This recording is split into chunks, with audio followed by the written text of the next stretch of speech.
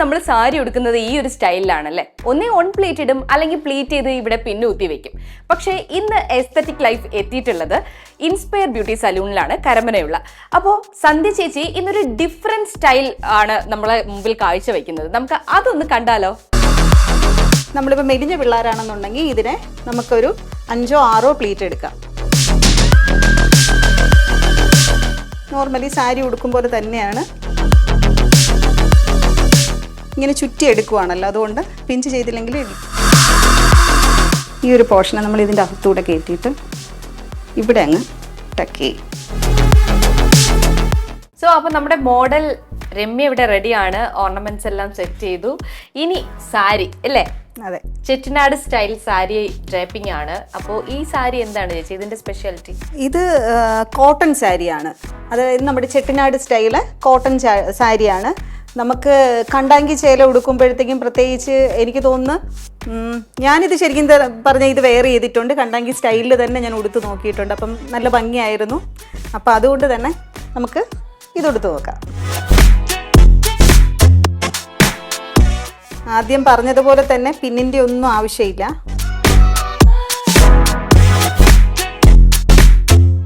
നല്ല സൈസുള്ള ആൾക്കാരാണെന്നുണ്ടെങ്കിൽ ഇതിൻ്റെ നമ്മൾ ആ പ്ലീറ്റ് എടുക്കുന്നത് ഒരു 4 പ്ലീറ്റിലങ്ങ് നിർത്തണം.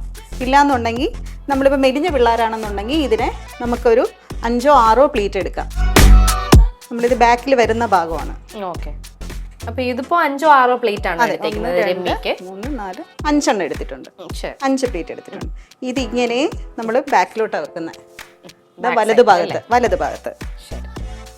വലത് ഭാഗത്തൂടെ കൊണ്ടുവന്ന് സ്ട്രൈറ്റ് ആയിട്ട് വെക്കുന്നത്.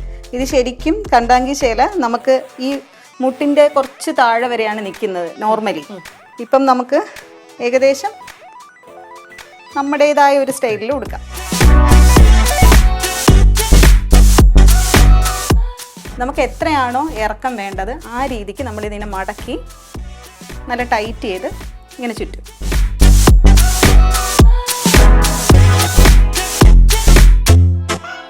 എന്നിട്ട് ഇതിനെ അങ്ങ് വിടുക. ഓക്കെ,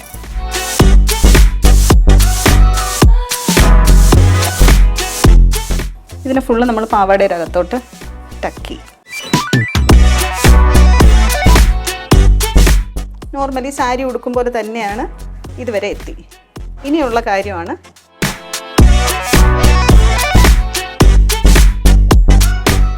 ഇപ്പം നമ്മൾ ഈ പോർഷൻ നമ്മൾ ആ ഞൊറിയുടെ ഭാഗത്തുനിന്ന് ഇങ്ങോട്ട് വന്നു. നോർമലി സാരി ഉടുക്കുമ്പോൾ തന്നെയാണ് ഇതുവരെ എത്തി. ഇനിയാണ് ഞാൻ പറഞ്ഞില്ലേ പിന്നിൻ്റെ ഒന്നും ആവശ്യമില്ലാന്ന്. അപ്പം ഇതിങ്ങനെ പിടിച്ചിട്ട് നമ്മൾ ആദ്യം ചുറ്റിയില്ലേ, അതിനെ നല്ല ടൈറ്റ് ചെയ്ത് ഇങ്ങോട്ട് പിടിച്ച് ഒരു നോട്ടിടണം. നല്ല ടൈറ്റ് ചെയ്തൊരു നോട്ടിടണം. കാരണം നമ്മളിതിൽ പിന്നെ യൂസ് ചെയ്യുന്നതേ ഇല്ല, അതുകൊണ്ട് നല്ല ടൈറ്റ് ചെയ്ത് നോട്ടിട്ടിട്ട് ഇങ്ങനെ പാവാടയ്ക്കകത്തോട്ട് അങ്ങ് കൊടുക്കണം. നോർമലി നമ്മൾ എങ്ങനെയാണ് ഇതിങ്ങനെ ഇവിടെ ഞൊറി കൊടുത്തിട്ട് നോർമൽ സാരി ഉടുക്കുമ്പോൾ നമ്മളിതിങ്ങനെ ചുറ്റിയിട്ടാണ് ഷോൾഡറിലോട്ട് പോകുന്നത്. പക്ഷെ നമ്മൾ അങ്ങനെ ചെയ്യുന്നില്ല. ഇത് ഇവിടെ നിന്ന് തന്നെ ഇവിടെ ഒരു നോട്ടിട്ടു, അതിന് ശേഷം നമ്മൾ മുന്താണിയുടെ പ്ലീറ്റ് എടുക്കുന്നത്. നോർമലി എടുക്കും പോലെ തന്നെ എത്രയാണോ നമുക്ക് വീതിയുള്ളതാണെങ്കിൽ വീതിയുള്ളതായിട്ട്, ഇല്ലെങ്കിൽ ഇങ്ങനെ കുഞ്ഞ് പ്ലീറ്റോ എങ്ങനെയാണെങ്കിലും. നമ്മൾ പിന്നെ ശ്രദ്ധിക്കേണ്ട കാര്യം എന്താണെന്ന് പറഞ്ഞാൽ, ഇത് നമ്മൾ ഈ പ്ലീറ്റ് ഇങ്ങനെ ഇടുന്നത് ഇവിടെ നിന്ന് ഇങ്ങനെ ചുറ്റി ഇതുവരെ എത്തണം, ആ രീതിയിലുള്ള നീളം ഇടണം. അപ്പം നമുക്ക് ആദ്യം പ്ലീറ്റ് എടുത്തിട്ട്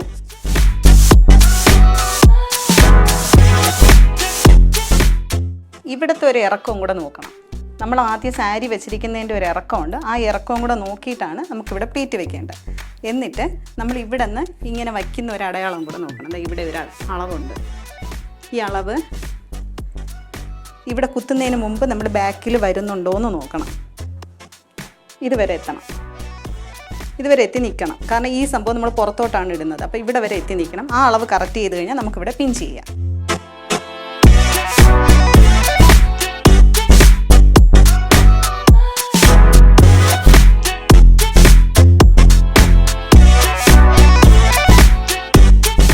നോർമലി ഇത് പിഞ്ച് ചെയ്തില്ലെങ്കിൽ ഇരിക്കും, കാരണം നമ്മൾ ഇങ്ങനെ ചുറ്റി എടുക്കുവാണല്ലോ, അതുകൊണ്ട് പിഞ്ച് ചെയ്തില്ലെങ്കിൽ ഇടിക്കും.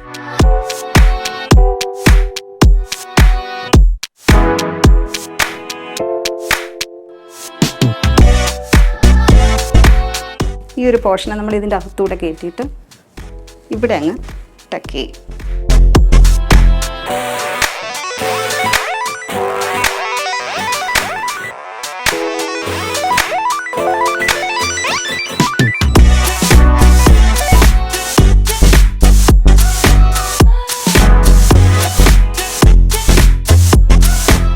ഇവിടെ വേണമെന്നുണ്ടെങ്കിൽ പിൻ ചെയ്യാം, ഇല്ലാന്നുണ്ടെങ്കിൽ ട്രഡീഷണലായിട്ട് ഇത് ഇങ്ങനെ അങ്ങ് വെക്കുമ്പോൾ ഭയങ്കര സിമ്പിളല്ലേ.